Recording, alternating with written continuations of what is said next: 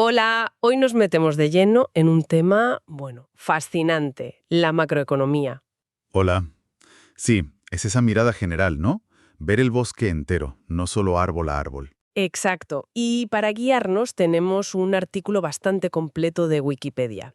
La idea es sacar lo importante, entender qué es qué y cómo nos afecta. Y hacerlo de forma clara, ¿verdad? Que a veces estos temas se lían un poco. Eso. Por ejemplo, ¿alguien ha pensado cómo funciona eso de que metes dinero en el banco y parece que se multiplica? El multiplicador bancario, sí. ¿O por qué a veces oímos que la economía crece, pero no lo notamos tanto en el bolsillo? Bueno, pues vamos a intentar darle una vuelta a todo esto. ¿Empezamos? Venga. Pues para empezar por el principio. ¿Qué es exactamente la macroeconomía? O sea que estudia. Pues en esencia estudia la economía como un todo, el funcionamiento global, digamos. El conjunto, eso es.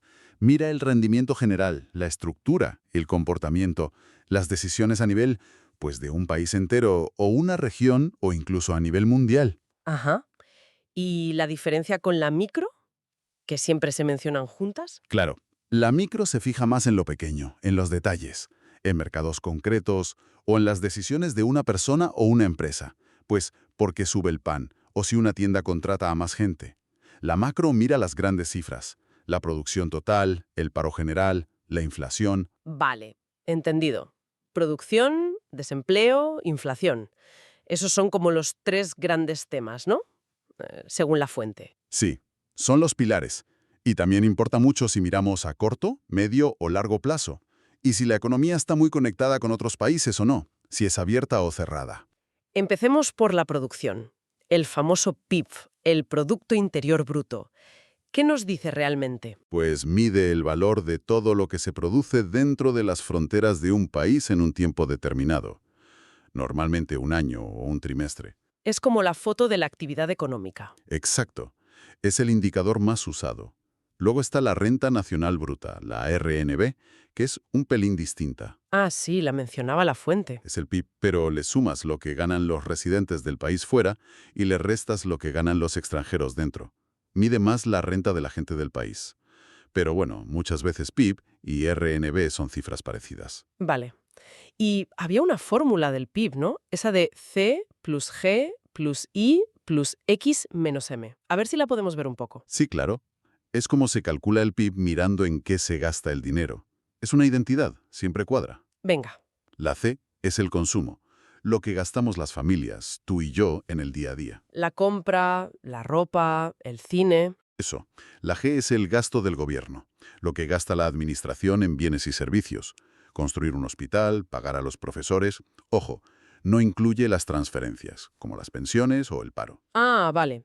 ¿Por qué no? Porque ese dinero en realidad lo gastan luego las personas, iría a la C o las empresas. La G es gasto directo del gobierno en comprar cosas o pagar servicios. Entendido.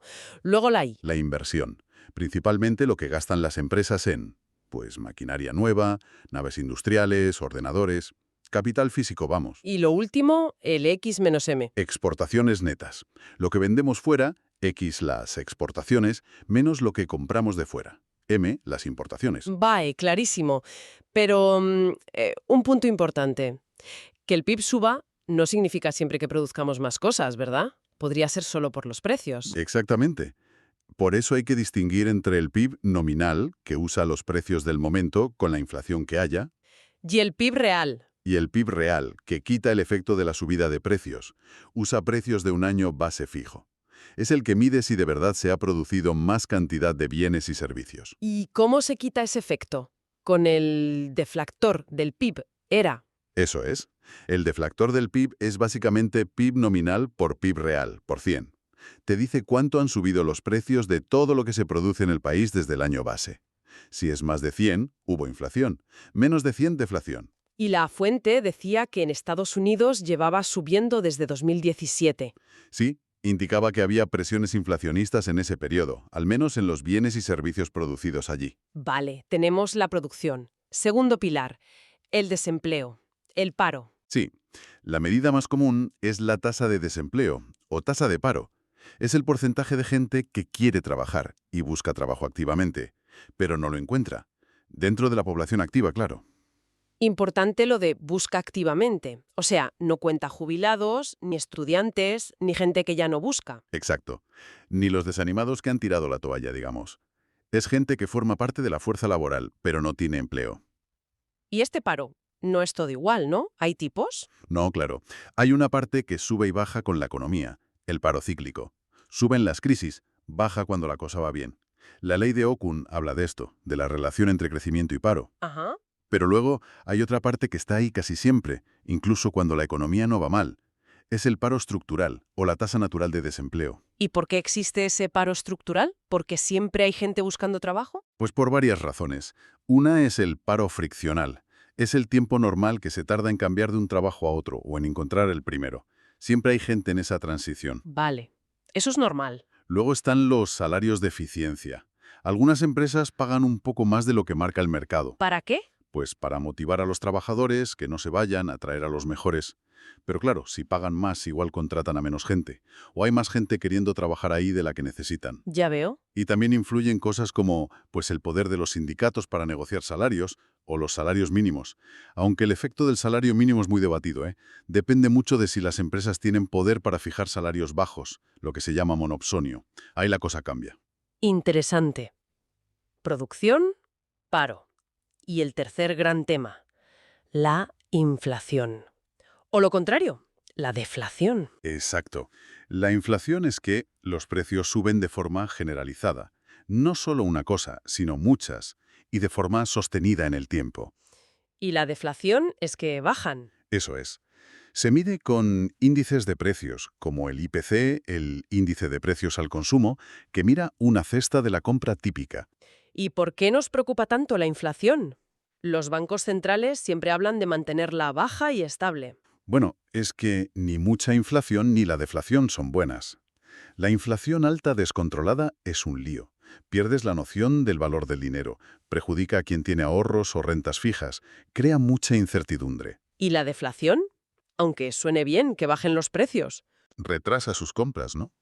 Las empresas venden menos, invierten menos, puede generar una espiral negativa de estancamiento y machaca a los que tienen deudas.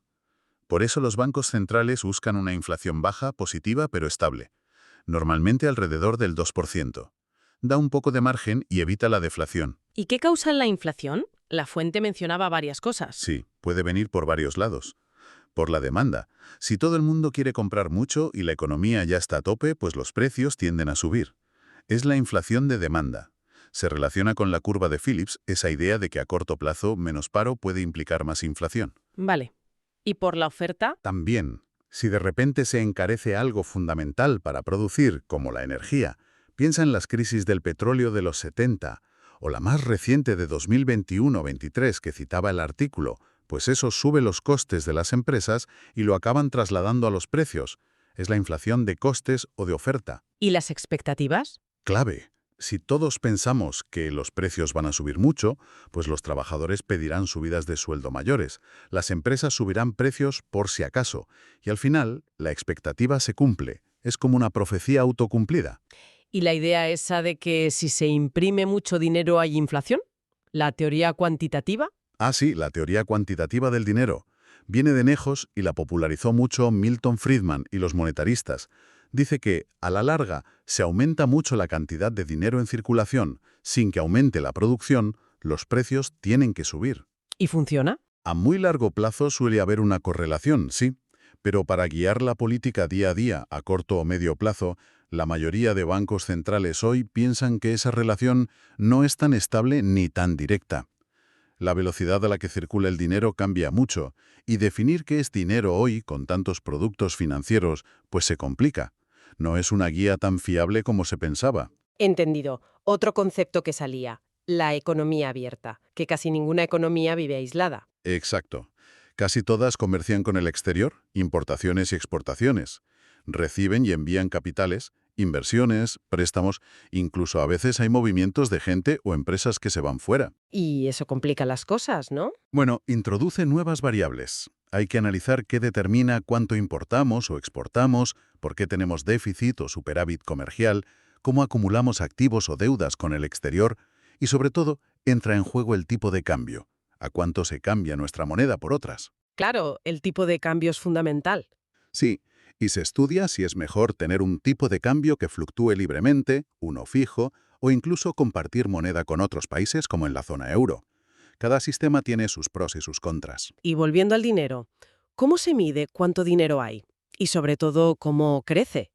La fuente hablaba del multiplicador monetario. Eso sonaba interesante. Sí, sí, es un concepto bastante llamativo. Primero, medir el dinero. Se usan los agregados monetarios. M1 es lo más líquido, billetes, monedas y cuentas corrientes. M2 incluye M1 y también depósitos de ahorro, a plazo. Cosas un poco menos líquidas, pero que se pueden convertir en dinero fácil. Vale. ¿Y lo de que los bancos crean dinero? A ver, no es que impriman billetes, eso lo hace el Banco Central, pero los bancos comerciales, al dar préstamos, expanden la cantidad de dinero que hay, en forma de depósitos. ¿Cómo? A ver, despacio. Imagina que tú depositas 100 euros en tu banco.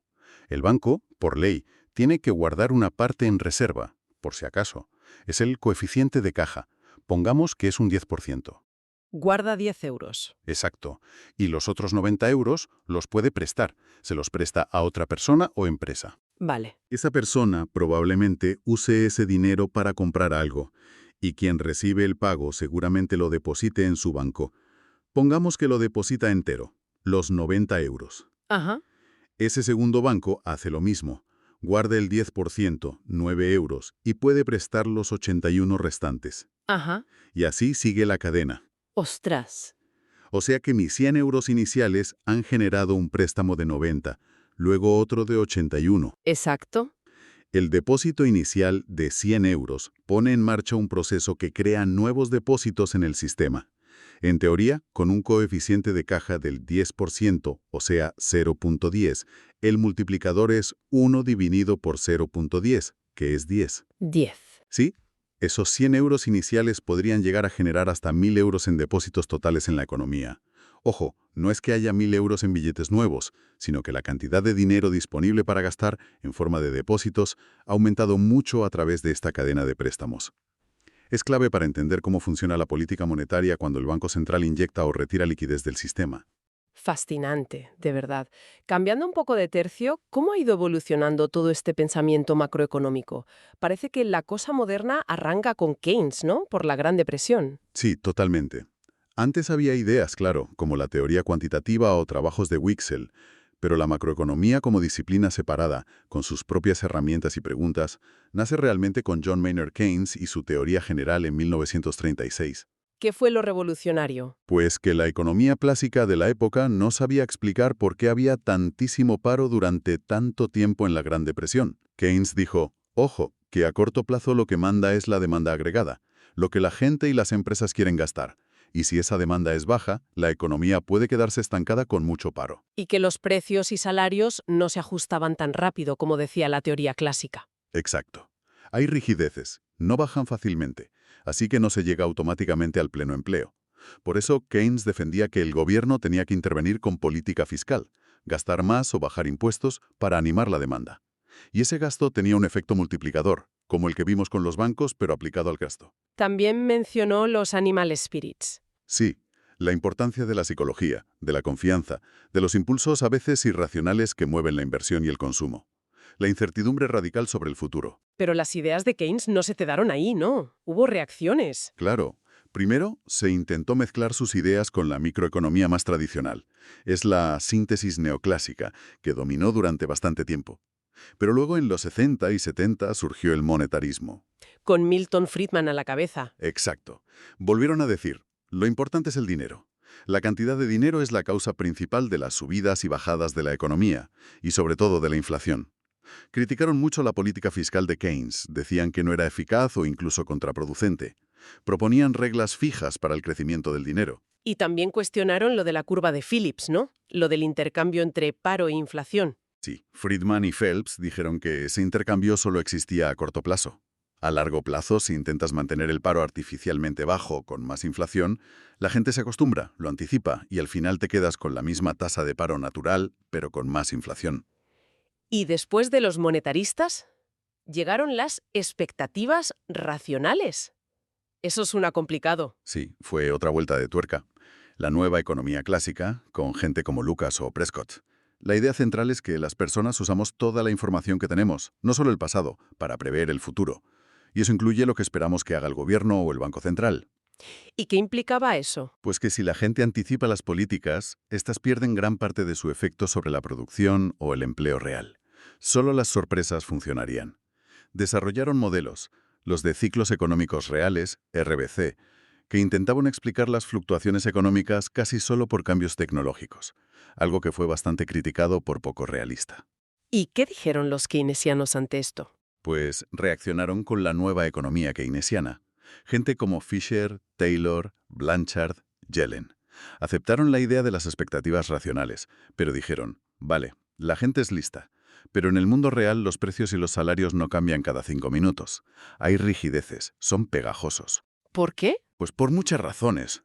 Contratos laborales largos, cuesta dinero cambiar los precios en los catálogos o menús, costes de menú, competencia imperfecta.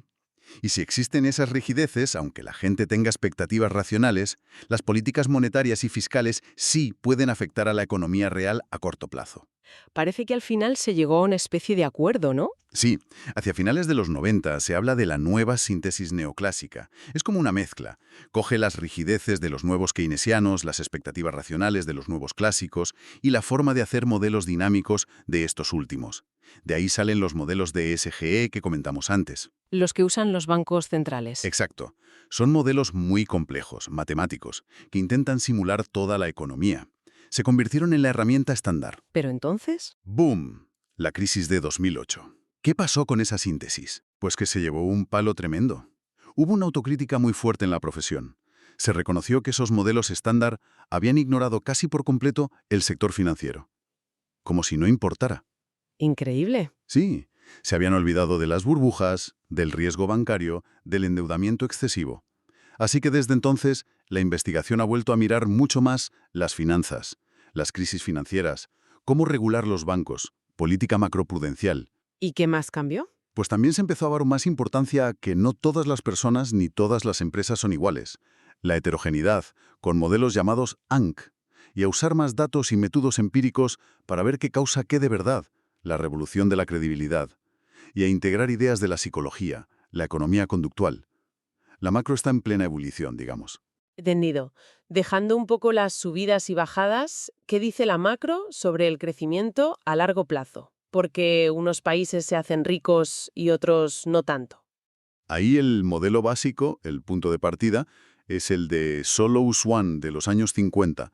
Es un modelo neoclásico. ¿Y qué dice? Pues explica el crecimiento de la renta por persona por dos cosas.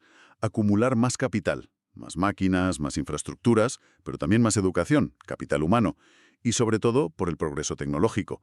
La tecnología es lo que nos hace más productivos con lo mismo. O sea, que ahorrar e invertir ayuda, pero lo que marca la diferencia a la larga es la tecnología. Según este modelo, sí. Ahorrar más te da un empujón. Creces más rápido durante un tiempo hasta alcanzar un nivel de capital más alto, pero luego vuelves a crecer al ritmo que marca el progreso tecnológico. El crecimiento sostenido viene de ahí, hielo. Por eso luego surgió la teoría del crecimiento endógeno, Endógeno. que intenta explicar la tecnología desde dentro del modelo, como resultado de decisiones económicas. ¿Cuánto invierten las empresas en I+D? ¿Cuánto gasta el gobierno en educación? ¿Cómo aprendemos haciendo las cosas? Intenta abrir esa caja negra del progreso técnico. Y más recientemente, la fuente decía que se está intentando meter el medio ambiente en todo esto. Sí, es fundamental. Primero fue con los recursos que se agotan, como el petróleo, sobre todo a raíz de las crisis energéticas. Pero ahora el gran tema es el cambio climático y la sostenibilidad. ¿Y cómo se hace eso? Pues con modelos que intentan conectar la economía con el clima, los llamados modelos de evaluación integrada, IAMS, como los de Nordhaus, que ganó el Nobel por ello, se empieza a ver la economía no como algo aislado, sino como parte de la biosfera, depende de los recursos naturales que usa y genera residuos que el planeta tiene que absorber. Es un cambio de visión importante. Vale. Y con todo esto en mente, ¿qué herramientas tienen los gobiernos y los bancos centrales para intentar influir en la economía? ¿La política macroeconómica? Básicamente, dos grandes tipos de herramientas, la política monetaria y la política fiscal. Y se usan para dos cosas: estabilizar la economía a corto plazo, suavizar las crisis y los recalentamientos y mejorar las bases a largo plazo, políticas estructurales. Hablemos primero de la política monetaria. ¿Quién la hace y cómo? Le hacen los bancos centrales, que suelen ser independientes del gobierno. Su herramienta principal, hoy en día, son los tipos de interés a corto plazo. El precio oficial del dinero, digamos. ¿Y cómo afecta subir o bajar los tipos? Pues afectará a muchas cosas. Al coste de pedir prestado. Si suben los tipos, es más caro pedir un crédito para comprar una casa o para que una empresa invierta. Eso tiende a frenar el consumo y la inversión. Ajá. También afecta a los precios de los activos, acciones, bonos, vivienda. Y al tipo de cambio. Si suben los tipos en la zona euro, por ejemplo, puede atraer capital y hacer que el euro se aprecie. Todo esto influye en la demanda total de la economía y, por tanto, en el empleo y en la inflación. Y muchos bancos centrales tienen un objetivo de inflación, ¿verdad? El famoso 2%. Sí, es el marco de inflation targeting, o metas de inflación. Intentan mantener la inflación cerca de ese objetivo para que las expectativas de la gente estén ancladas, estables. ¿Y si los tipos ya están en cero y la economía no arranca? Ahí entran las políticas no convencionales. La más conocida es la expansión cuantitativa, o QE, Quantitative Easing. El Banco Central se pone a comprar muchos activos, como deuda pública, en el mercado para inyectar mucho dinero directamente y bajar los tipos de interés a más largo plazo.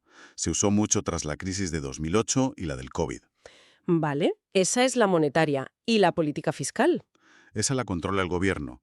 Son sus decisiones sobre cuánto gastar y cómo recaudar impuestos. ¿Y cómo se usa? ¿Para estabilizar? Pues en una recesión, el gobierno puede decidir aumentar su gasto, en obras públicas, por ejemplo, o bajar los impuestos para que la gente y las empresas tengan más dinero para gastar e invertir.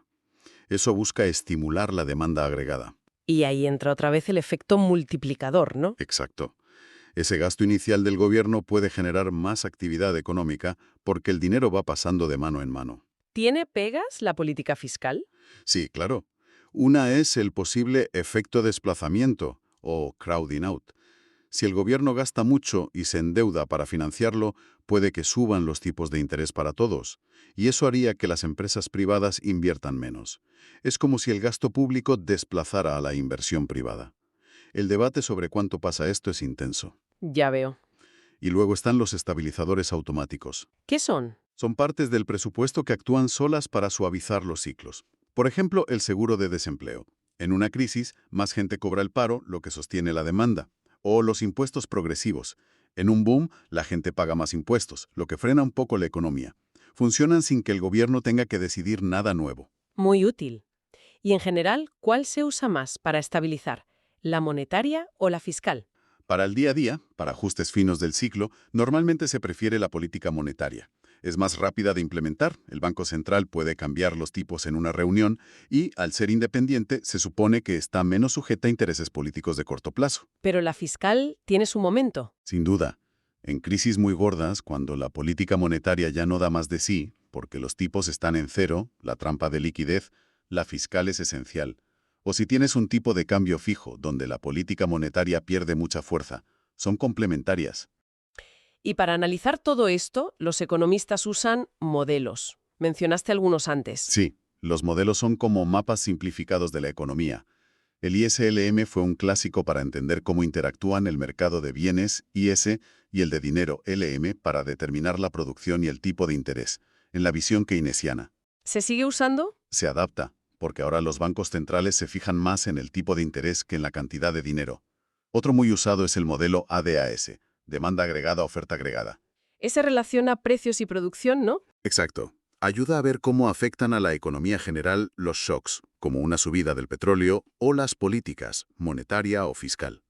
Y luego están los más complejos, como los DSGE, que usan los bancos centrales, que intentan meter mucha más dinámica y microfundamentos. Vale. Para terminar de ver cómo funciona esto en la práctica, la fuente mencionaba un ejemplo reciente.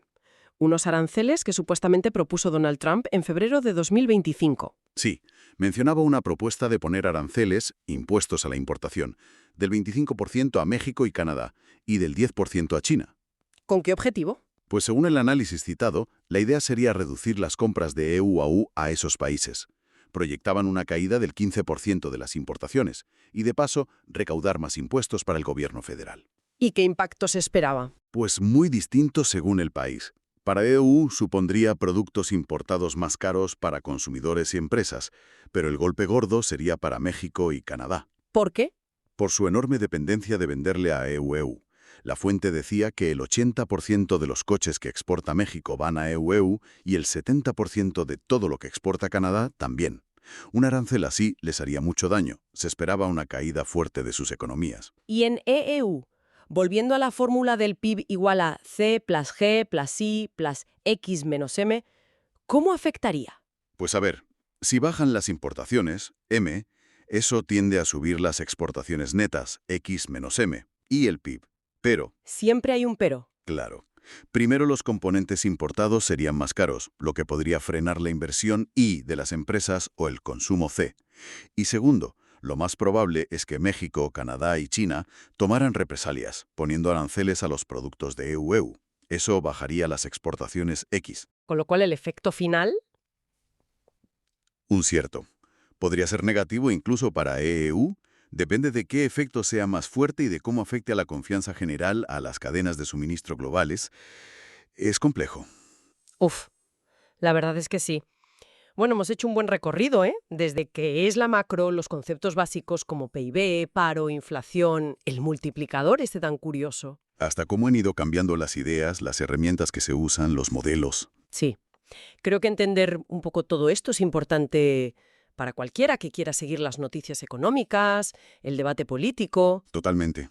Al final, aunque suenen abstractos, son temas que nos tocan de cerca. El empleo, lo que podemos comprar, los ahorros, la vida misma. Y ya para cerrar, una última reflexión que se me ocurre. Si la macro tuvo que, digamos, resetearse un poco tras 2008 por haberse olvidado de las finanzas y ahora intenta meter la complejidad de que somos distintos, o la psicología, ¿cuál puede ser el próximo gran punto ciego?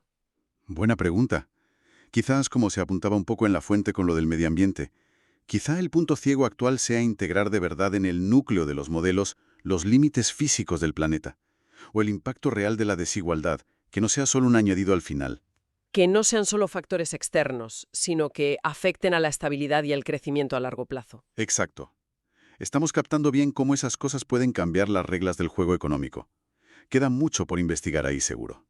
Pues con esa pregunta nos quedamos. Muchísimas gracias por este repaso tan claro. Gracias a ti. Un placer. Y gracias a quienes nos han acompañado en esta exploración a fondo. ¡Hasta la próxima!